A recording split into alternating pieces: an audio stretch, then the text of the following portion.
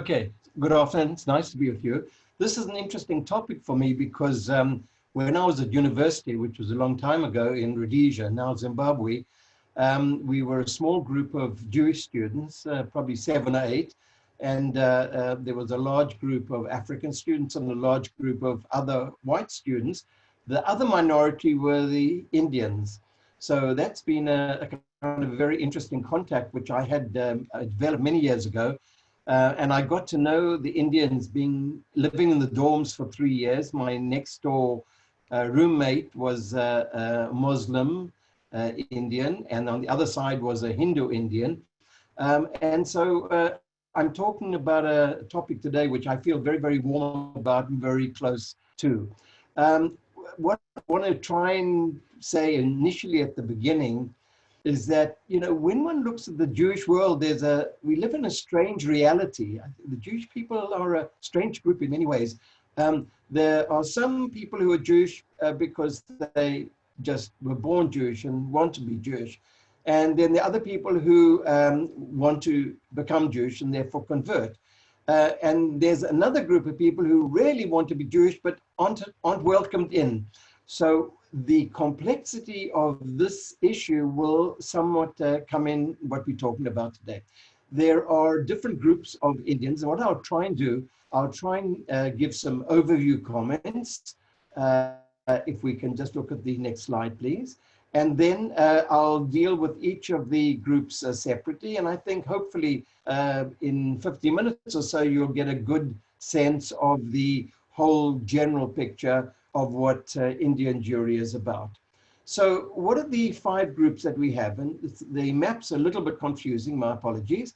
So down there in the south, we have the Kosher Jews. The Kosher Jews are divided into 2.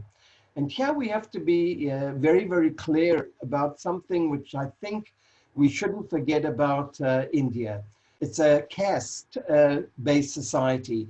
Very, very clear. Everyone very clearly knows which particular group they belong to. Jews are not part of the caste system, but the whole of India is somehow filled with these different definitions. And if you look at the Kosher group, you look at what I put on the slide about the Kochans, you have the whites and the blacks. The whites are the Baghdadis and the black are the Balanbari. And so there's very, very much language in terms of India, which is based on caste, some sort of level, going down to the untouchables, which don't officially exist, but do somehow still exist in India, and up to the very elite group. Up on the northwest of the country, the Bnei Israel, the map's a bit confusing, but Mumbai, if you can see Mumbai there, that is Western India. That's where the Bnei Israel group lives, and I'll be speaking quite a lot about them. Over on the, just on the other side of Kolkata are the Baghdadis. The Baghdadis are also very different, but they're over there on the side. And then up at the top, you'll see the Bnei Menashe. They're right next to China, and you'll see why that comment's relevant. And then there's another group next to the blue star, which is the Bnei Ephraim, who would like to be Jews. And so we'll be talking about them. The commonality of all of them is the history of India. As you know, India was a British colony, very, very British. And what's interesting about Indians, often you'll meet an Indian and there's something so British about them. I've often felt that the Indians are sometimes more British than the British. Very correct, very polite. And I'll be talking about 2 Indians who I met in Israel to certify that this is actually true until today. In 1947, India became independent. And quite a few of the Jewish groups were worried. The Jews had by and large found the British government as an ally. Close relations, in many cases, different Jewish groups had been in the British Army and closely connected to the British. So as soon as India became independent under India control, some of the Jews were worried. And that maybe will be one of the many reasons which will explain why Israel was such an appealing place for some of the groups, not for all, but certainly for some of the groups. We have a figure of 1970 of approximately 23,000 Indians. In India itself, the communities are getting much smaller as time goes by, but you have Jewish Indians all around the world.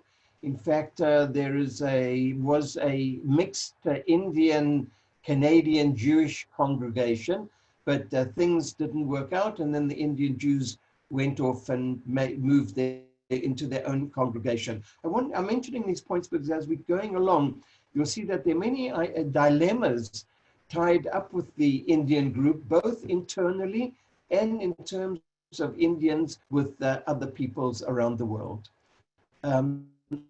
If we can go on to the next slide, please. We're going to start off looking at the Cochin.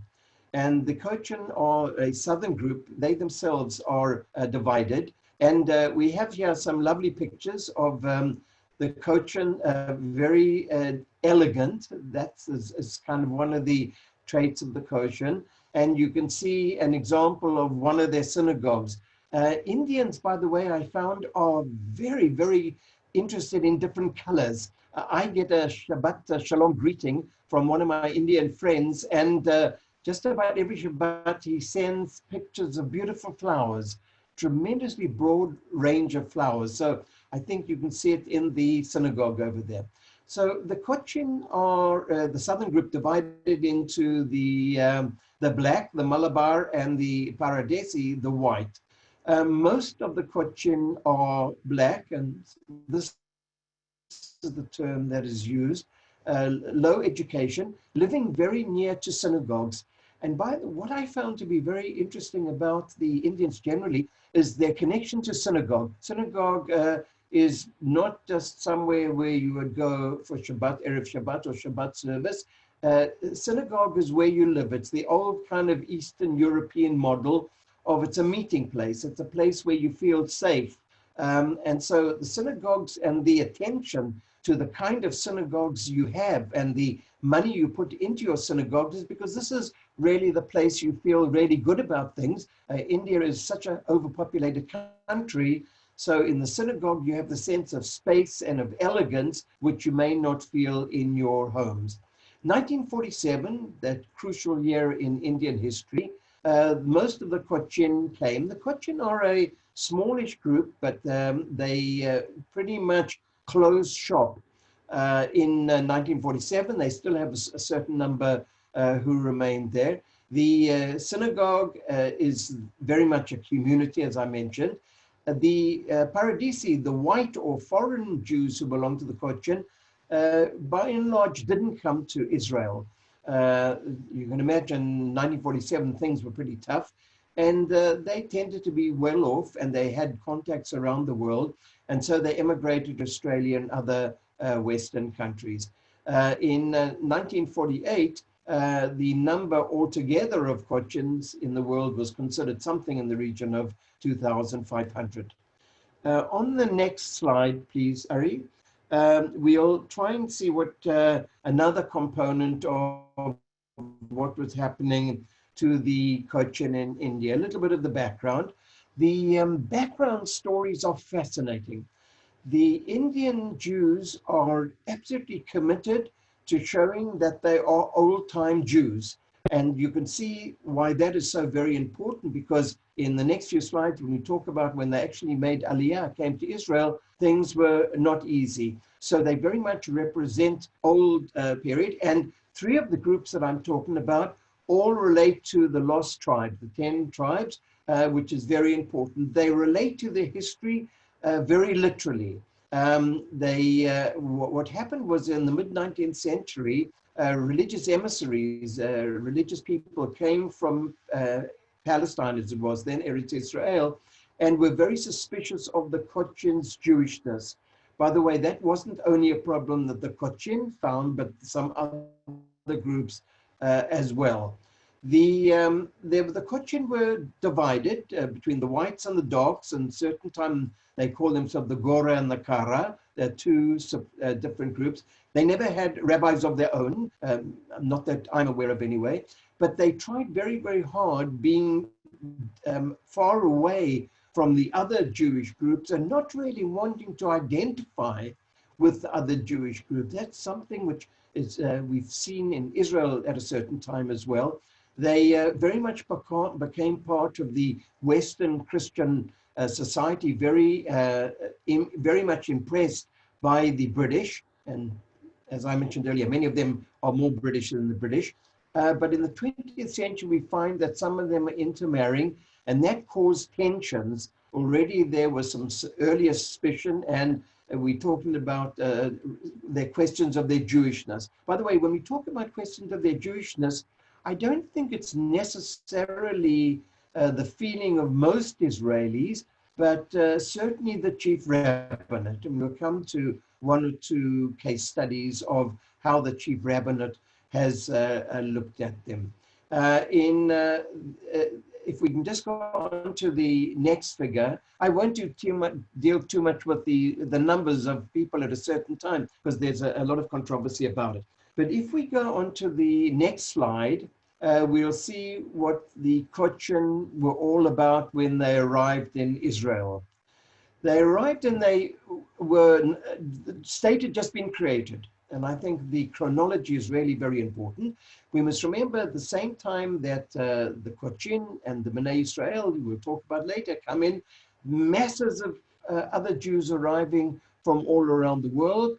Those from Europe, Holocaust survivors, Yemenites are coming, a little bit later, Iraqis are coming. The country is finds itself dealing with this tremendous growth of outsiders. And there's very little infrastructure in Israel when the state is created in 1948. So what happened with the Kosher, they sent them to Moshavim, collective villages, about half an hour from Jerusalem, in the Jerusalem corridor. And the conditions were tough there. Now, were they put into the worst situations or the worst areas deliberately? Well, what basically happened, and I think this is a reality of migratory trends, what you normally do is if you've got the money and if you've got the influence and what they call in Hebrew protexia, you know the people in the right places. Well, when you make Aliyah, then you manage to get to one of the cities. If you don't have those connections and you aren't really a known group and you're coming in at a time of mass migration, then you're going to be put wherever seems to be possible. And this is a tragedy. It is, I suppose, in a sense, a form of discrimination, but it's also an understandable situation when you look at global migratory trends. So they were put in these 4 villages. The villages, by the way, we lived on a kibbutz near those Moshavim many years ago. We were there for about half a year on a kibbutz. And even in the late 60s and early 70s, the condition in some of those Moshavim was very, very underdeveloped. They also were sent to Beersheba. In the old days, Beersheba was sort of almost at the end of the world and very poorly developed other areas, for example, which is between Jerusalem and Tel Aviv, and down in the Negev, Dimona, and Yerucham. And it seems that about 4,000 people, more or less, found themselves in those kind of marginal areas. Some of the people then came a little bit later in the 1950s and some even into the 1960s. And it seemed that at that time, one of the main reasons was for economic reasons. India is a poor country. People are very, very poor. All the Indians I've met have spoken to me about the intense living conditions that are felt in many, many cases. What happened with the Kosher, they looked down on the Bnei Israel, the group we will be speaking about later, somewhat patronizing to them. By the way, we're talking now about the 40s and 50s and 60s and 70s. What we see now isn't necessarily the case of today. Who did they identify themselves with? The Kosher are a fairly small group, and they have to belong to some other group. In Israel, you can't just be your own sub-group. You have to belong to something bigger. The Ashkenazim were very different from them, and you would therefore find in almost all cases, when the Kosher are leaving their internal living, because it's very small and they often can't find marriage partners within their own particular subgroup, they go to the Sephardim. And the Sephardim and the the nature of Sephardi society, the nature of a Sephardi tefillah, prayer, is fairly close to the Kutchim, and that's where they feel comfortable. The elderly people living in those little women development towns were very, very isolated, but the young, as one would expect, quickly got integrated and went into army units. Being in the army for many, many immigrants is the way of somehow being an Israeli, whatever that means, but it's much more important for marginal groups. If a marginal person has been within the army, that's really a way of getting a deep sense of what Israeli society is, learning a new different kind of Hebrew slang, and all those kind of things are very important, I think, particularly for people who are feeling somewhat or some way or other out of mainstream society. If we go on to the next slide, please, Ari, we're going to look at some of the serious challenges which these people found when they came here. So not only were they in these marginal areas, but on the next slide, we'll see some of the challenges. One was that they had this disease called elephantitis, some sort of malaria concept, which was thought to be contagious. And just to compare them with another group many years later, when they thought that the Ethiopian Jews had HIV positive, it creates tremendous tensions. Afterwards, they found it really wasn't true, but the tone had already been set. Some had already come as youngsters. And in an attempt by the Kutchin to somehow or other retain who they were, that means historical memory is very important for them. We can see they've got a museum down not too far from Beersheba, where you see an example of a synagogue, which is the model which they had when they were back in India. And you can see once again, tremendous living in kind of poverty-stricken situations, either in Israel or in India. Having even a museum, and that's sometimes used with a beautiful synagogue, is very important. A book written in 2011, and I'll relate to this book later, some other times, speaks about racial discrimination, limited social interaction, low-paid jobs, and isolated moshavim. That's, I think, a good summary of the book. The mothers, the Kutchin mothers, were illiterate. And what happened to the girls was very, very problematic. Indian girls have those long plaits. And when they arrived in Israel, and I've been trying to their shoulders, that was a shock to them. I mean, one can imagine arriving in a new country and, you weren't just a regular immigrant, but you were coming home, this feeling that this is your biblical homeland. That was very, very shocking. And what happened, not only did the girls go through that trauma as a result of the authorities, but their families moved them out of the school system at a young age. So you have in the Kutchin group, at least for the first 20 years or so, a tremendous inability of the women to really move and move up into wider society.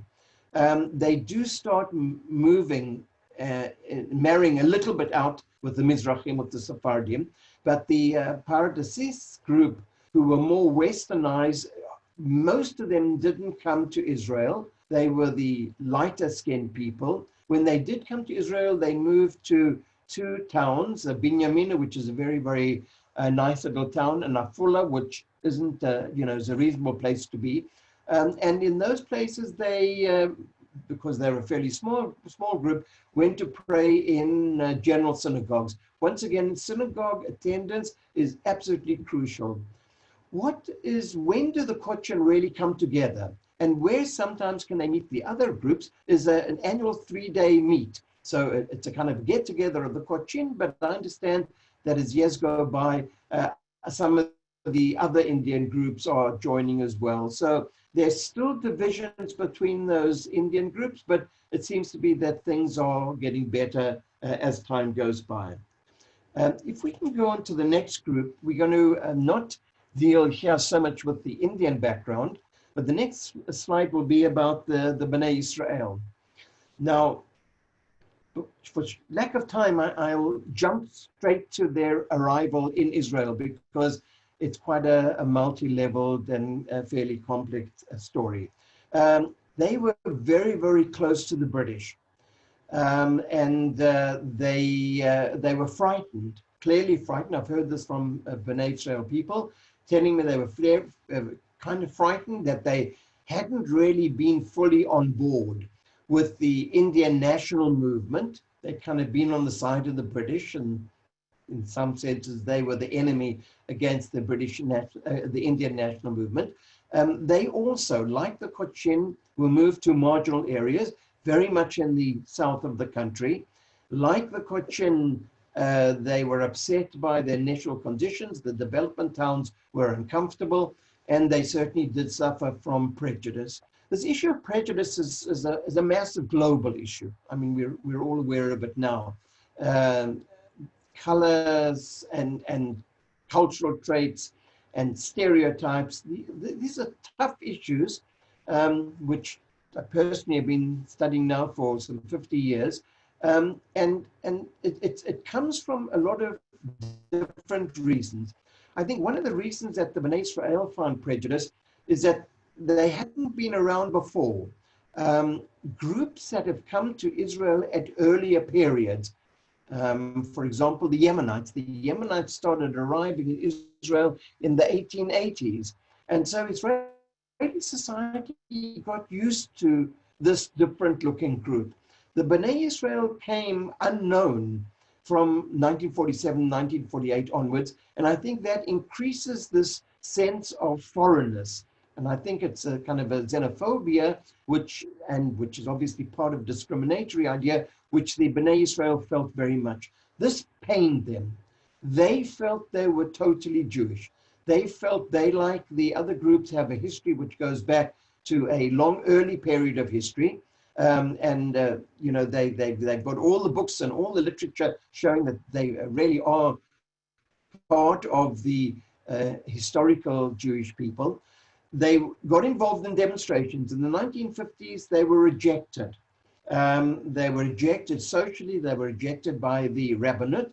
And so in 1952, a small group went back to India, thinking that things were going to be better in India. But after a short time, they found with all the things which had happened in Israel, which didn't make them happy, Israel was still the best issue. Their major crisis comes about in 1962. 1962, by that time, the Bnei Israel said, you know, we've been around, we've shown who we are, we know we're troublemakers, we observe Judaism, we spend a lot of time in the synagogues, we only eat kosher food, you know, all those kind of things which said, well, we should be accepted by the rabbinate and by mainstream society. 1962, the chief rabbinate begins to ask additional questions. It's almost as if the period of some 12 or 14 years hadn't had any value at all. And these special directives are essentially, should Jewish people in Israel marry the Bnei Israel?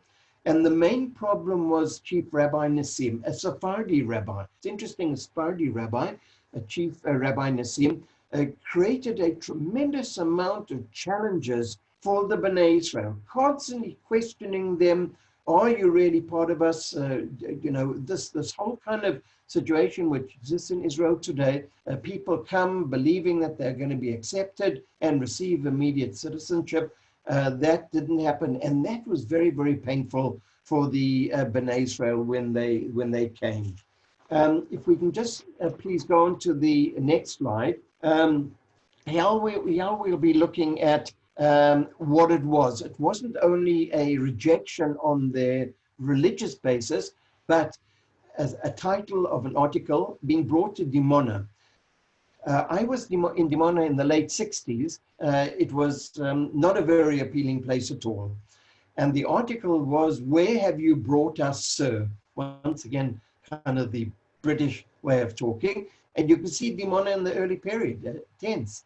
Now, one can say that their positions hadn't been so great in India, but they lived in houses. The Bnei Israel were not a poverty-stricken group. Here they arrive hoping to be accepted by Israeli society, and they find themselves sent out to Dimona. The story's initial cultural and emotional upheavals are very, very tough. They have a limited amount of money, so it's not as though that they have some money in the bank and they can go and sort of improve their living conditions or something like that. It seems to be that at least in the early period, the better educated did not make Aliyah. They had alternatives and could go to other countries. And once again, we come back to the problem of the being sanitized, which was kind of cleansed, and the long braids. There was an alcoholism among men, and within Dimona itself, a little town, there were 6 Indian families. The next slide will show us also some of the other challenges which they found. And this is a picture of what you find in many parts of Israel. By the way, some people come to Israel and never get to see these particular buildings. These buildings were built essentially in the 1950s and 60s. They went up very quickly. They're standard 3-room apartments. They aren't made very well, and therefore for the summer and winter, they're not really great places to live. But what happened with the Bnei Israel, they were very, very committed. That means although a few of them had gone back, 115 had gone back to India in an earlier period, the rest of them were really committed to staying here. And the topic attracted a tremendous amount of attention. I couldn't get over some years ago when I started going through the literature to see how much information there is on them. Now, what really brought about the change?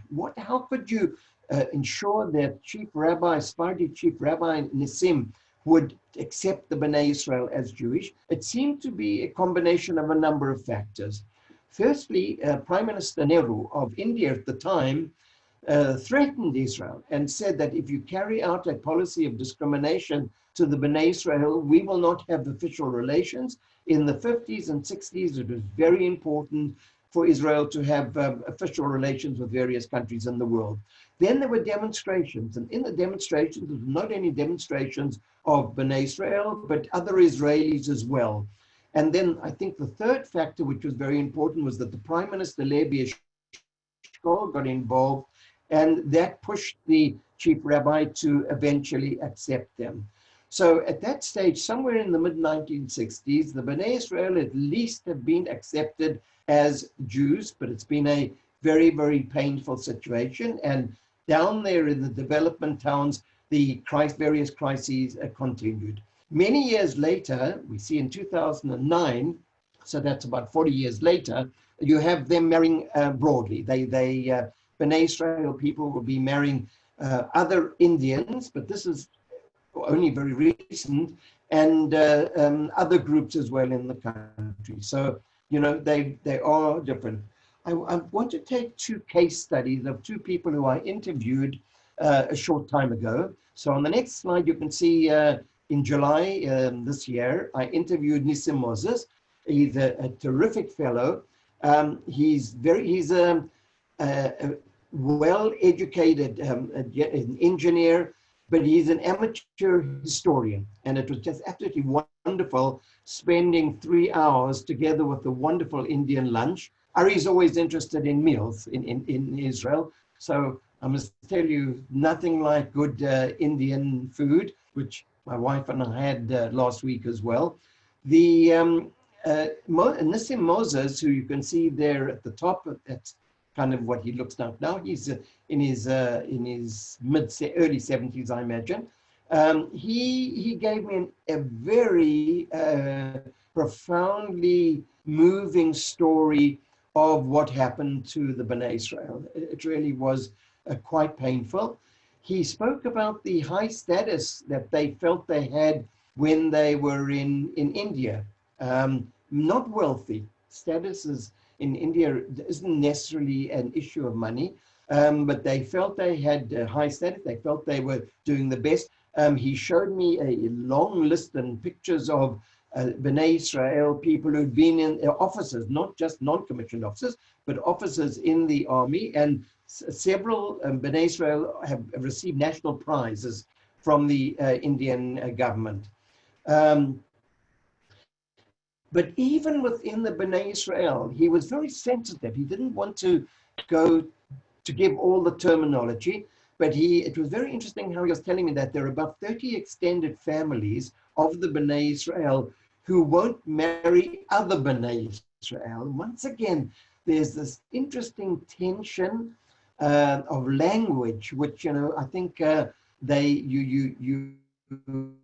I understood it exactly what he was saying by virtue of having read so much, but it wasn't always quite clear what he was saying, but he was saying some very important things. One of the points he made very clear was that there was absolutely no anti-Semitism in India. And that has been confirmed in many other sources that I've read. It's a country of no anti-Semitism, which we know is a very, very rare phenomenon. When they came to Israel, Nissim emphasized that they wanted to do absolutely everything they could to be Israelis. That was a major challenge. So we see 132 have died in Israel's wars. They remember it, their special memorial days about their people who died in the wars. They're still very much concerned with maintaining Bnei Israel synagogues, not only, some of them will go to other synagogues. You'll see that in a moment.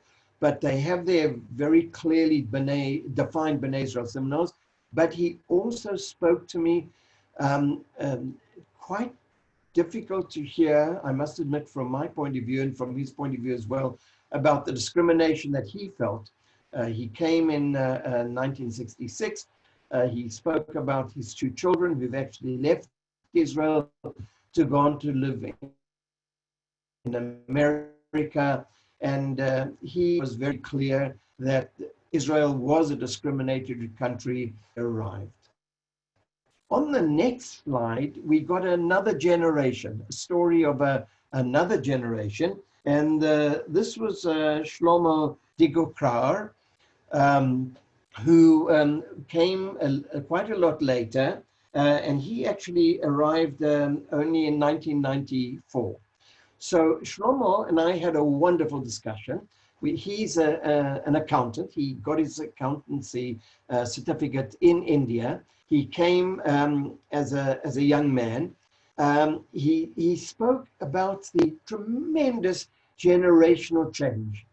The interview with him was outstanding, very clear. We had a common language. We enjoyed being with each other, I think. He spoke about his parents' generation and his generation. He emphasized the fact that because the Jewish community in India is so tiny, you have to be part of the wider, basically, essentially Hindu world. And he spoke about his family, extended family, 25 people living in 8 rooms. And the sense of the, in Hebrew we call it the chamula, it's the Arabic word. The extended family comes to be very, very strong that Shlomo was telling us about. He said life in Israel was a whole lot easier than India. He had no problems at all. His wife had worked with Al, so they went back and forwards on frequent terms, a few times a year. He was initially president of his Bnei Israel synagogue. Now he's moved to another town. And he's a macha, he's a kind of a functionary in the Moroccan synagogue. So it's interesting. I think this generational thing is very clear with the Indians. The younger Indians feel very, very different. And when I was speaking to Shlomo and I was talking to him about, what are the tensions and do you all intermarry and, who would you want your children to marry? All those kind of sensitive questions. Shlomo said, absolutely no problem. He said, all the Bnei Israel are happy in Israel. And when I spoke about prejudice, he said, well, in all parts of the world, there's some people who prejudice. But his whole sense was, wow, life is good. And he's got a terrific job with an international fishing company. There, both of us are with our masks on. And it was nice. And, sometime in the future, I'll certainly want to go and see these two people again because they were really wonderful people to get a sense of another society. So if we go into the next group now, we'll go into on the next slide, we'll go into the Baghdadis. And the Baghdadis are in some ways, the creme de la creme of the Indian society, living, many of them in Calcutta, but also a group in Mumbai. The picture there is fascinating. That's a picture of Habonim. They got the idea of the youth movement Habonim, which is a global Zionist youth movement, from South Africa. And there was the Sassoon School, the famous Sassoon, very, very wealthy Sassoon family, which are part of the elite Baghdadis. And in the school, they also had this Habonim youth movement. It's a very, very large and impressive group. Now, the Baghdadis, although are not all wealthy, the Sassoons and the Reubens, and there's some other very wealthy families, many of them live in poverty, but they have the sense of being Baghdadi. Baghdadis originally came from Iraq and Iran and Afghanistan. They're Sephardim. The poorer women actually used to wear Arabic dress, but when they got to India, everything changed. Here, by the way, one picks up from the literature the racial kind of difference, and they didn't want ever to be somewhat confused with some of the darker-skinned Indians. The synagogue we find there is the Magen David synagogue, and what happened there, the story there is very interesting. It was only in the mid-70s that some of the Bnei Israel were invited to go to the synagogue. So the synagogues weren't open for everyone.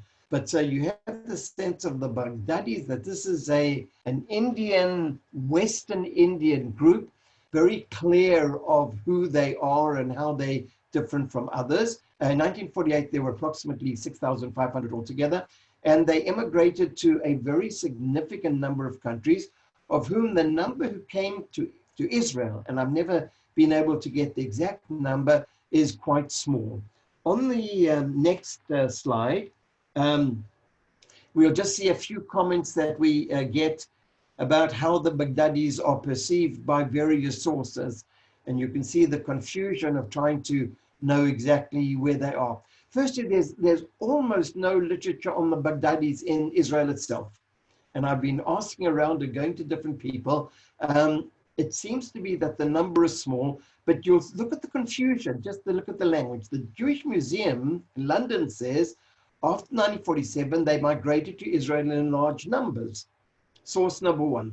Shalva Weil, who is the major anthropologist and sociologist of Indian society and also of Ethiopian society, she says very clearly, only some came to Israel, meaning a relatively small number. Wikipedia suggests that only the poorer ones came to Israel, and those who were a little bit richer maybe came to Israel and then later went on to Australia when they were allowed in there.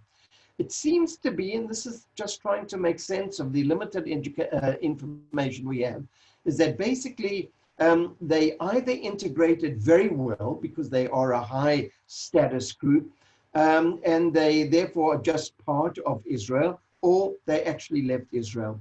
So I went to, consulted a good friend of mine who had spent a year on a program in India, and I asked him how many Baghdadis, and he said to me, no one knows. No, you do. It's one of the groups which is just somehow or other in Israel without even knowing how many or even exactly where they are.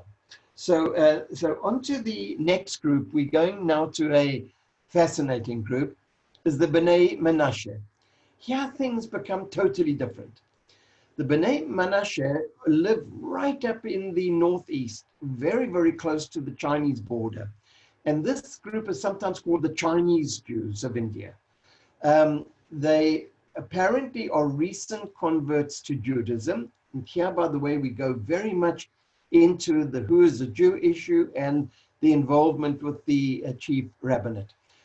They are once again consider themselves one of the lost tribes. By the way, there are vast numbers of Jews around the world belonging to very small tribes and extended families who consider themselves part of the lost tribes.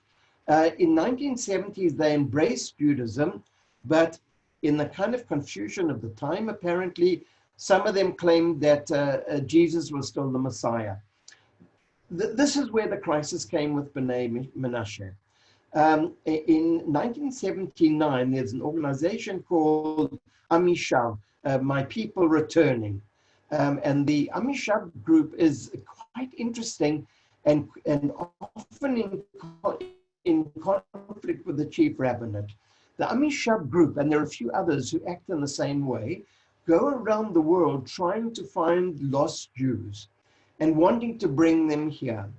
Now, Israel is a small country, and so there's a very delicate issue of who do you allow in and who don't you welcome in. So it's not an easy kind of idea.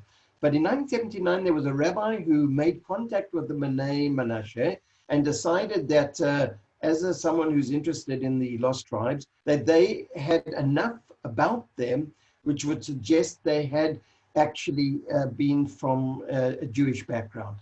But it's supposed to be that there are about 4,000 living in India at the moment, right out there in very, very deserted, lonely kind of areas. And just a few weeks ago, a report came out that there were actually 3 villages, smallish villages, where Bnei Israel had been living, and they didn't know that there were other Bnei Menashe, I said Bnei Israel, my apologies, Bnei Menashe villages, and they didn't know that there was a larger Bnei Menashe group not all that far from them. So you're talking about very, very isolated kind of living. And for 20 years, you know, no one had known exactly who they are. They knew who they were, but they didn't know that there were other Bnei Menashe. By the way, if any of you want to just get an excellent feeling about them, you should go to the YouTube, because there's some terrific documentaries. People are always, documentary makers are always fascinated by these kind of people. So if we can just go on to the next slide, we'll see what happened to them when they came to Israel. And it's a nice story. By and large, it seems to be working. When they came to Israel, Sheva Yisrael, there was Yishuv and Sheva Yisrael, different groups bringing them together. The chief rabbiner in 2005 recognized them, but they have to go through testing. And in one of the YouTubes, they show you how the test works. And there's a question, for example, that they ask, what is Moses remembered for? You know, what should he be recognized for in Jewish history? And some of the elderly people have apparently give an answer, and the younger people don't. And so they have to come back for another test before they're going to be accepted. The number is about 3,000. You can see there, certainly on the lower picture of the soldiers, you can see that they do look different from most Israelis. Apparently in 2004, it was decided that approximately 6,000 could legally immigrate. By the way, when they immigrate to Israel, they can only get citizenship on condition they go through the testing for the conversion service. Just something about the soldiers there. The soldiers, the Bnei Menashe soldiers, very much want to join the Israeli army. The military history of India is very deep, and they belong to the Kosher unit, which is a tough unit. And apparently, the reports were saying that they very, very good soldiers. Just comment about people from the West Coast environment. An article by Brian Schwartz in Oakland. He was asking for donations because he said some of the Bnei Menashe people are living in very tough conditions. I'm not making any suggestion. I'm just saying that the Bnei Menashe are really on the global level, where the global Jewish population is kind of interested in them now, and it's a fascinating story. The next case is much more complex, and this is Bnei Ephraim. On the next slide, we'll see Bnei Ephraim. Bnei Ephraim are much more problematic, whereas Bnei Menashe have essentially been accepted as Jews, but it's felt they don't quite know enough, so they have to go through the kind of the theoretical side of Judaism, the testing case. Bnei Ephraim seem to be a very different case, and they're on the east coast, halfway between the north and south, somewhere in the middle of India on the east coast. They were actually converted by missionaries in the 19th century, and that's caused a problem. Now, it seems to be that the Bnei Ephraim heard about the Bnei Menashe. And they said, look, those Bnei Menashe managed to be called Jews, and being called Jewish, you could then be accepted in Israel, which is a whole lot better as far as they're concerned than living in India. So they've been trying now very, very, as much as they possibly can to say that they're actually in a very similar situation as the Bnei Menashe, once again from the lost tribes. But, and some of them, by the way, according to DNA testing, have been considered okay, whatever that means. The Washington Times, some years ago, 2006, made the claim that Bnei Ephraim are basically trying to leave India because of the drought. So that's Washington Times. I wouldn't take it as the theological expression, but really to try and give some sort of sense of what's going on. On the next slide, we'll find some of the issues which they're facing. It's basically in the 1980s, after having converted to Christianity, that their leader came to Jerusalem, convinced that their group, which is part of a much larger Indian environment, there's a section of a large sort of tribal environment, that they were actually of Jewish descent, and tried very, very hard to convince people that that was the case. There was a long process of discussion, and in 2007, what really started the issue as a major discussion point was a visit by 3 American rabbis who went there to the Bnei Ephraim to, try to find out who they really are. And the report that you see there really indicates some of the issues, and I'll just take some of the sections which appear on the screen there. One of the rabbis writes as follows, American Orthodox rabbi. I'm not sure what kind of Israeli rabbis would convert them, since their practice is not mainstream on different levels. Also, India doesn't allow others to come in and convert people. So here there's a major problem, that if they said if these Bnei Ephraim would say to the Israeli rabbinate, come and convert us, we'll do whatever you want. India as a country doesn't allow that to happen. So this whole question of where the Bnei Ephraim are is crucial, and by the way, belongs to something much bigger, and we're getting to the end of my slides, is basically this issue of what does Israel, the state of Israel, do with these many, many groups in Africa and other parts of the world who define themselves as Jewish, and how do you test it, and what is the process, and how does one deal with the conversion issues when one's speaking about not individuals, but about the tribe? And this is really very much one of the issues which one has to follow with the Bnei Ephraim. The very last slide of the content is what's life in Israel for the Indians generally, some sort of summary of what I've really tried to present in this session. So going back to the 2011 book, 2011, so that's 9 years ago, you see these comments that I made earlier, and ethnicity, marginality, of identity, claims of, and the people, and the claims that Israelis saw the Indians generally as slow and non-aggressive. By the way, in Israel, when you use the word non-aggressive, it's not a compliment. It's very strange.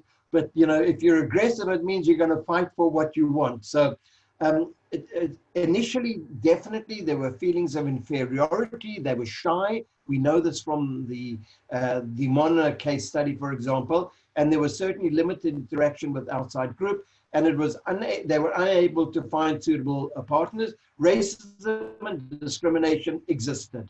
Even as late as 1997, and that's very late and very surprising, a rabbi refused to accept the Bnei Israel for a wedding. By the way, that's now the exception. The second generation, and now things are better. So I think we have to speak about a societies in change. The Indians, generally speaking, have become part of Israeli society. I know in my army units, on a number of occasions, there have been fellow Indians, and it was very, very relaxed. One didn't feel that they were different from any other of the multi-leveled complex of Israeli society. The second generation, again and again, shows us that they totally feel integrated, that at long last, a long and sometimes painful process, they are now genuinely part of the society. And Shlomo, the man who I met, the accountant, what he was saying is true of his generation, and what Nissim was speaking about was very much true of the earlier generation, but change has come about. What are the two pictures?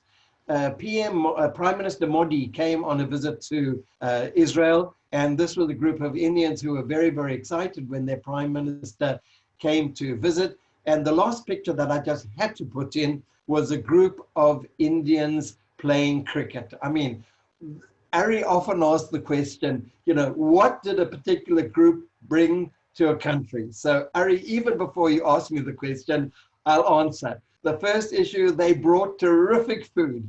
And having had two good Indian meals in the last month or so, I can affirm what I've known in the past as well. It's good to go to an Indian restaurant and eat Indian food. The other, they brought cricket.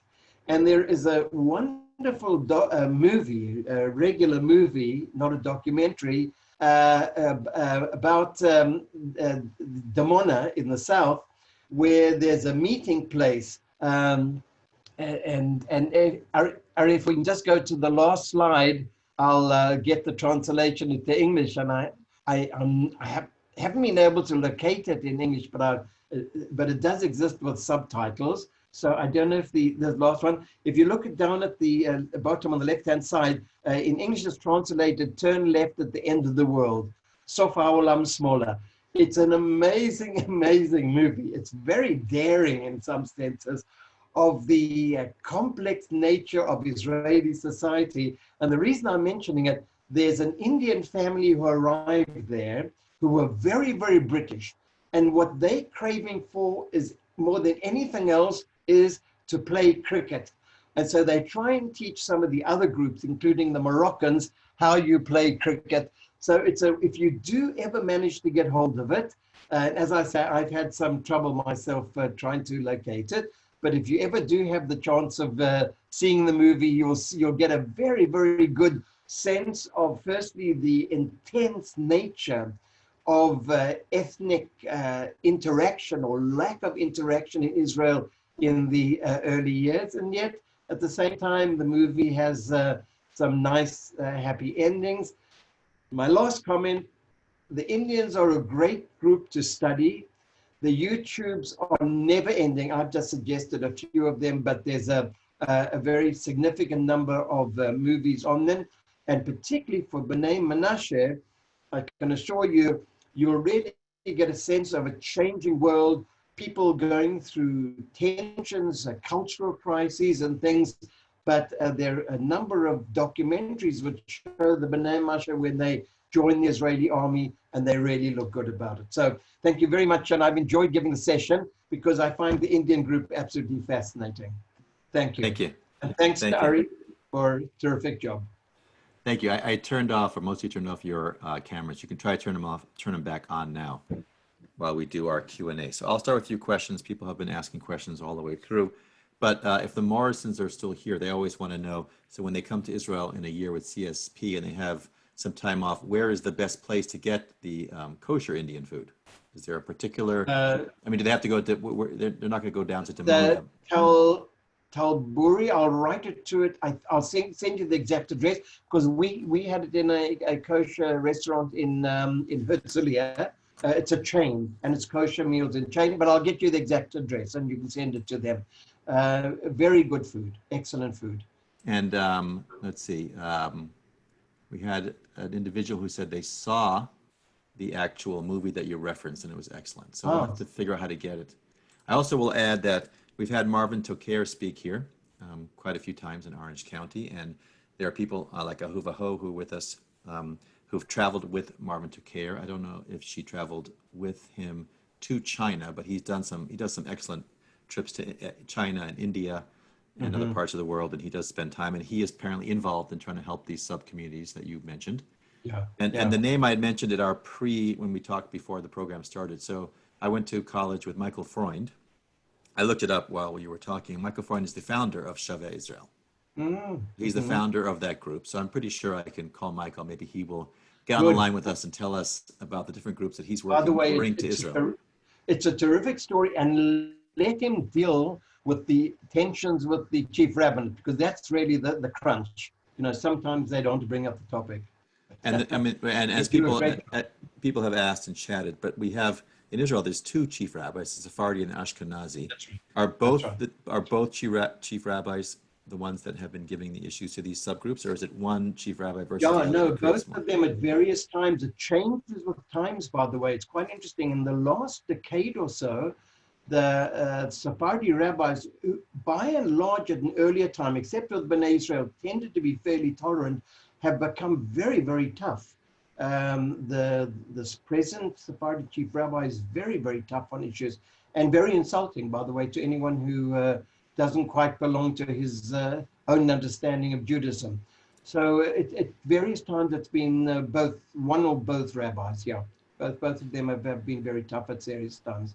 And by the way, they don't always control all the rabbis in the country. That's why you have that case study where the chief rabbinate accepts the Bnei Israel as Jewish, a particular rabbi might not, and vice versa.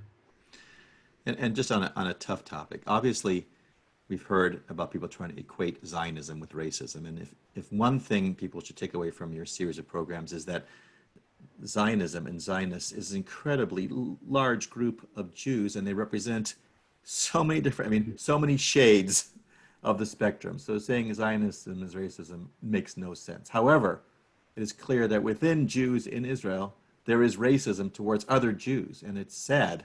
That's right. But is it true that you think, just to reiterate, nowadays you think it's not as big an issue, or do you think? I think it's disappearing. By the way, even in the town that we live in, the little city that we live in, it's a divided city because it was originally Yemenite. It was originally Ashkenazi rural, and then the Yemenites came in. And in the early years, there was almost no connection between the two groups. Now, one really is not aware. You go to the, I really do think some of the tensions of the early period in that realm have changed. Now the tensions are political tensions, not ethnic tensions. So I think that's what's happened. By the way, I think discrimination of one kind or the other exists in all countries, by the way. It's always there in one way or the other. So unfortunately, we had it as well, unfortunately. A question that came up was, do the Indians from the variety of group, first of all, did they name themselves Bnei Menashe, Bnei Ephraim, Bnei Israel, or was that a name by other people? Yeah. They took the names. They took the names, yeah. So they came up, they gave themselves their names. They gave themselves. They saw themselves as part of lost tribes or various periods of history. So right. I happened to spend time about a month in India in 1996. And I was there for Simchat Torah. It was probably one of the most interesting Simchat Torahs I've ever been to. And I was with the Bnei Israel community and a little bit of the Baghdadi community in Mumbai. So I don't know what it's like now, but it was fascinating to be there and how they celebrated the holiday, and to see Jews who didn't look like me, who were very Jewish, except that you should know is they were like their synagogues are Orthodox, but on Simchat Torah, which is a festival day, they had right outside in the corner, they were selling drinks. So you were dancing with the Torah in one area, but you could go to a concession stand. I thought that fascinating. And also, I'm a Kohen, I'm a priest, and when they found out I was royalty. The other thing is when they pray, they take off their shoes, which is a very interesting tradition, which we don't do. So the colors you talked about at the beginning, they've incorporated the colors of India into their own tradition. And that is the story of Judaism. Wherever you go, That's right. We don't think about it in America, but we've incorporated America into our Judaism as well. Absolutely. But I did notice when I was in India that Bnei Israel tended to go into certain areas of business. So is that what they still do in Israel? I think they were engineers when I was. I think, the more educated went to universities, and they went through the whole range of universities, The first generation were poorly educated, and I think they just, lived on very low kind of levels. But, I imagine 10 or 15% were from the more elite professions. And from what I understand from both those people who we had very good conversations with, they say the youngsters are well educated. They're in all the good universities. They travel around the world. And I think, much of what we spoke about in this session, the trials and tribulations have changed now. And the youngsters are probably pretty much like any other Israeli group of youngsters, which is good. The origin story. So, I mean, the origin story I heard was that they claim that there was a boat sent by Solomon that ran aground off the Malabar coast.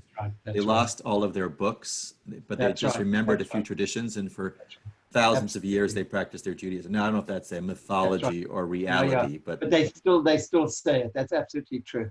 They all say it. But do all the different groups say they come from one group of the tribes, or they all claim they come from different tribes? Each one has a very totally different kind of story of origins, which has been one of the problems of them getting together.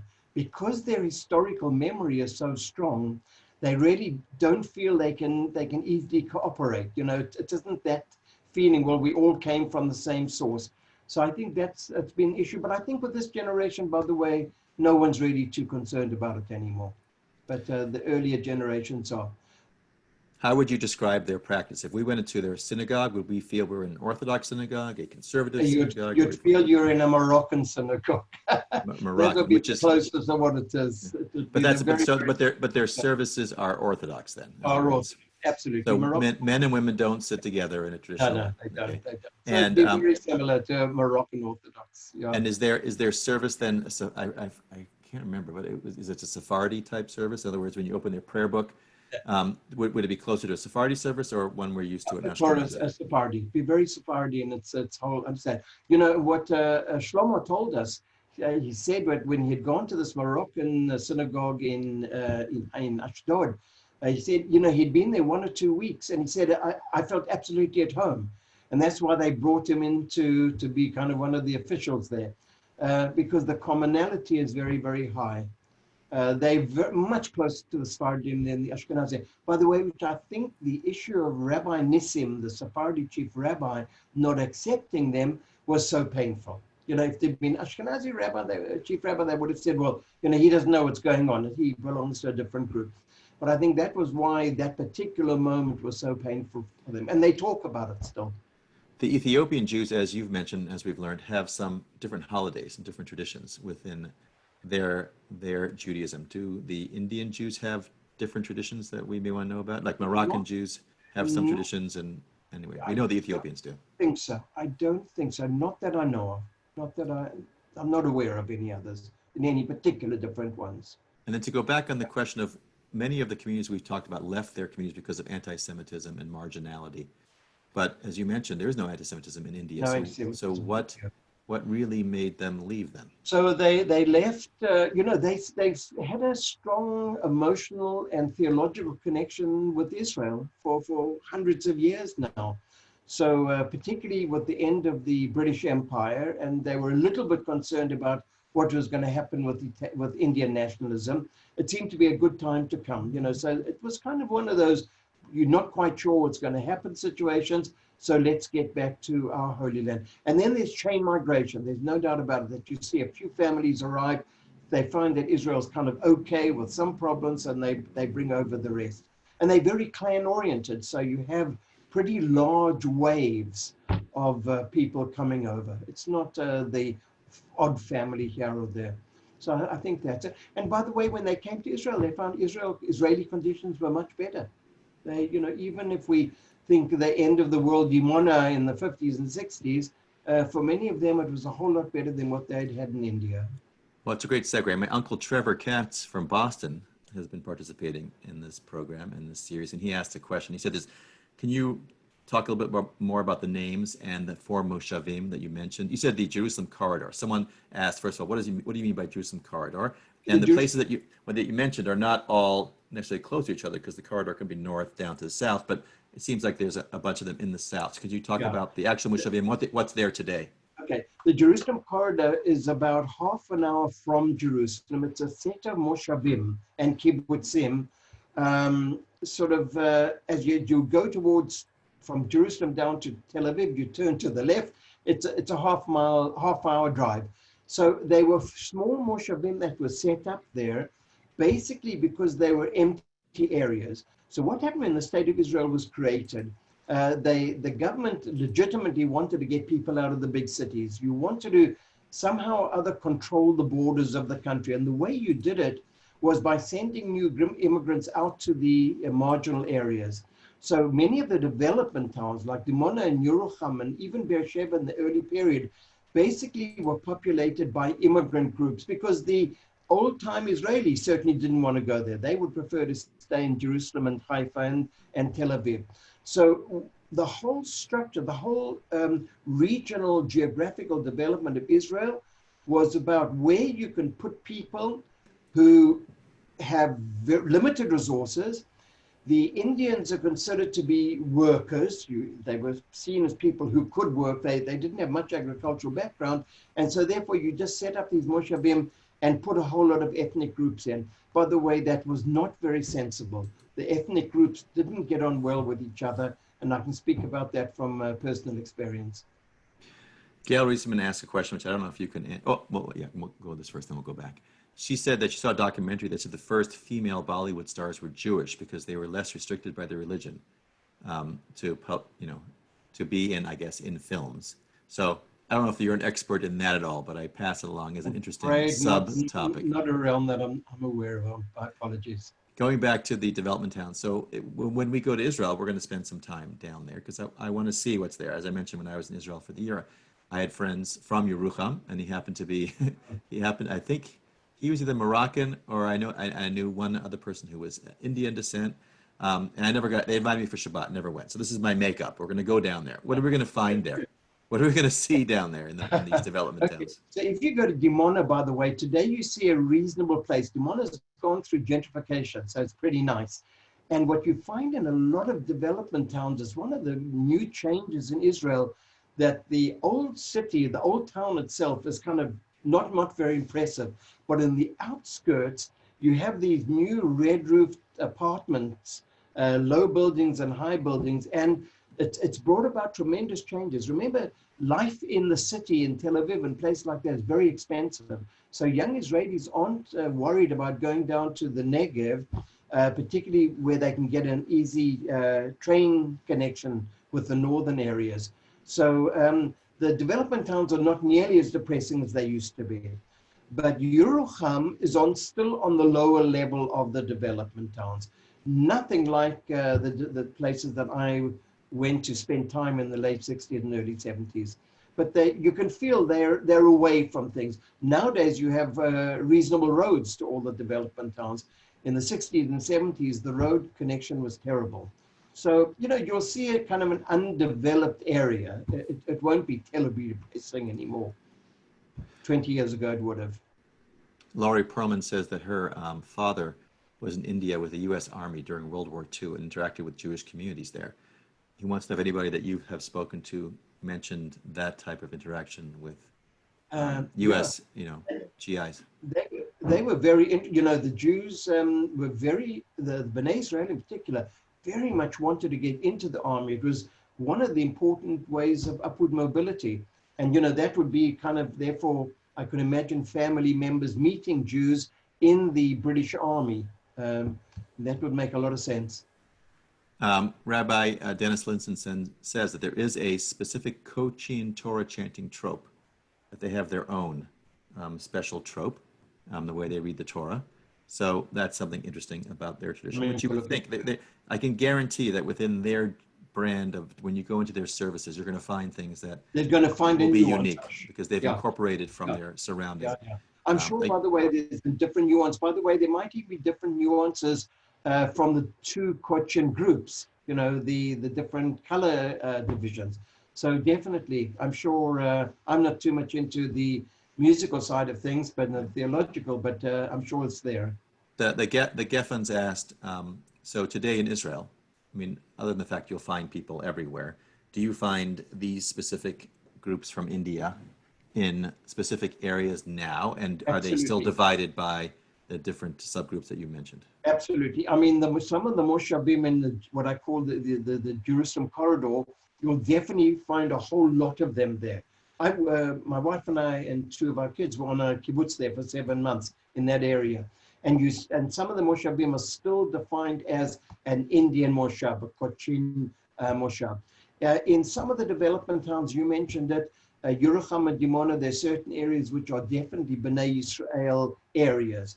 But I mean, the whole of Israel is mixed now, but you can still get a sense of those groups. If you go to Netivot, you mentioned in one of the earlier sessions, you'll find the Moroccans there. So in some of those small areas, you're still very much aware of the ethnicity. And as you move north in the country and you move to the larger places and definitely middle class areas, then ethnic definitions are much reduced. Probably still there, but much reduced. Claire says just that we should know that the first Miss India was an Iraqi Jew in 1947. So, yeah, good things to learn. Today, just to end our lecture. That would be a Baghdadi. You see, that Baghdadi woman. But that would be called Baghdadi. Right. So that's right. I think the important thing to take away from this lecture, other than wow, Judaism is incredibly interesting and varied, and Israel as a place of all different Jews from around the world really is an incredible place in what has been achieved and the challenges it's gone through, and where we are today is also the impact that the Jewish community had on their particular places of origin. But also that we can't talk about Jews from India as a monolith, that we have those subgroups and new groups coming out, and it is fascinating. So where do Indian Jews fall within the percentage of Israeli society, out of interest? Within the wrap it up with that. Well, if you take Israeli society as a whole, what percentage would be Indian Jews? Indian How Jews small? Very, very small number. You know, I mean, 30,000. You know, it's very interesting, your question, because when Indian Jews give their figures, they give the figures of their children as well. So I was very impressed with their numbers until I realized that, you know, other people say, you know, an American, you say an American ole, but you don't include the children. But the Indians include their children as well. So it's somewhere in the region of, if you go into the children, it's probably 40, 50,000 today. So, you know, in a country of 9 million, it's absolutely tiny. Ari, just one question. Someone had asked in one of the chats the name of the movie. In English, it's called Turn Left at the End of the World, and it came out in 2004. In Hebrew, it's Sof HaOlam Smola. It's just, if you can get hold of the movie, you'll see exactly what I mean. It's a little bit raw, you know, some of the things there, not sort of soft Hollywood sort of stuff, but I think it's very, very explicit in terms of the challenges of Israeli society trying to somehow or other become one people. And I think that's what makes Israel interesting. Since my Uncle Trevor is online, I'll end with a Trevor story. When I first went to Israel, Trevor had made Aliyah. He was living there, and with my aunt and my cousins, and he was so excited to come I had a day off. Actually, no, I was there on a summer trip, and he was so excited that I was visiting. He picked me up and he said, "I'm going to take you to this great, it's amazing. It's kosher Indian food." And you know, it was one of those things back then. This is like in the 80s, which nowadays, of course, you can find kosher Indian food. Wasn't prevalent, wasn't prominent, certainly not in Boston. And thank you for taking time to give us the history of the Indian Jewish community, make it at least understandable in its subgroups and its impact on Israel. Thank you again. Thank you, everybody, for joining us. Be safe. Bye to everyone. Everybody, take care. We'll see you on Tuesday with Clive Lawton, one of our 11th annual 1 month. So we go from Paul Liptz, our most recent, our 19th annual 1 month scholar in residence, to Clive Lawton, the 11th annual. So I'm trying this year, in our 20th year, I am trying to bring back some of our past 1 month scholars if they are available and amenable to teach us online. So Clive will be back. Everybody have a safe and healthy week. Leonie Kramer, it's good to see you. David Phillips, I can see Jay Kramer, right? Okay, everybody. Gotta go spend time with my kids. I can see you, Wendy Lupel. You're back on. That's great. Sorry I turned many of you. Adrian, there's my aunt Adrian. I can see her. Hey, Adie. I'm populating this with my family, just so you know, just to make sure we make a record with Professor Liptz. He always asks me how many people. So you want to get up to about 186 people. Okay, thank you. Very good. Very respectable. Good You're still number one in the Jewish historians with talking about Jewish subgroups by far. There's no one compared. I'm delighted to hear that. Thank you very much. So Paul Liptz will be back. We're working on some programs, another 3-part series on Jewish politicians in Israel. We'll be doing that probably in the fall. We'll be doing a special program about South African Jews because I'm from South Africa and some of you online are from South Africa, and my Aunt Adrienne is from South Africa, and she's demanded that we cover South African Jews. Aunt Adrienne said, I will not support CSP. I will not give you a dime unless you cover the South African Jews. I'm going to put Aunt Adrienne on. You can ask her if you don't believe me. You can say something. No, Ari. You said that. I heard not you at say all. I've never said anything like that. You said big donation to CSP. Yes, my Aunt Adrienne, South African, emigrated to America, very close to Aunt Adrienne and my late uncle Stanley, and her kids now, they've spread out, and she's got a daughter who's living in Australia and a son who, where is he now? He's in Vienna. In Vienna. He's not living, he's working there with his wife. So The Jewish story is crazy. We are crazy people. We live everywhere. And we keep, and you know what? We're still moving. We're still moving. That synagogue that you showed, the blue synagogue in India, I davened there. It was empty. Really? It was empty. It was like 10 people. It's just beautiful as the picture is. Beautiful synagogue, 10 people. And so the story of us is we go, we build synagogues, and then we leave. We go other places. Yeah. It's just the way it is. As long as we're still around and moving, I think that's what's great. As long as we can bring them to an Israeli museum or something like that. Well, wherever they go. Okay, everybody, go back. Have a good, I'm going to go play with my kids. Have a good Sunday. Good to see you. Adrienne, good to see you. You Trevor, too, I don't know where you were. Okay. Bye, everybody. Bye. Bye-bye.